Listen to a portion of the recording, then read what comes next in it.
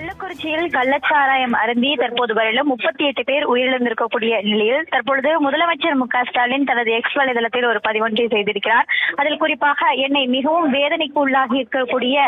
கள்ளக்குறிச்சி நிகழ்வு என்பது நடந்திருக்க கூடாத என்று குறிப்பிட்டிருக்கிறார். அதே போல எடுக்கப்பட்டு அனைத்தையும் கண்காணித்து வருவதாகவும் மருத்துவமனையில் சிகிச்சை பெற்று வருபவர்களுக்கு உயர்தர சிகிச்சை என்பது தற்பொழுது வழங்கப்பட்டு வருவதாகவும் உயிரிழந்தவர்களின் குடும்பங்களுக்கு நிதி உதவியும் தற்போது அளித்திருப்பதாகவும் முதலமைச்சர் தெரிவித்திருக்கிறார். அதே போல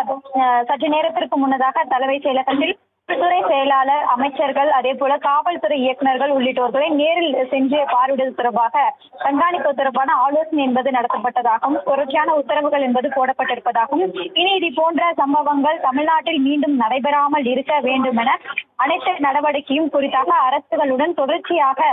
ஆலோசனை வழங்கிட வேண்டும் என்றும், அதே போல ஓய்வு பெற்ற நீதிமன்ற நீதியரசர் தலைமையில் இருக்கக்கூடிய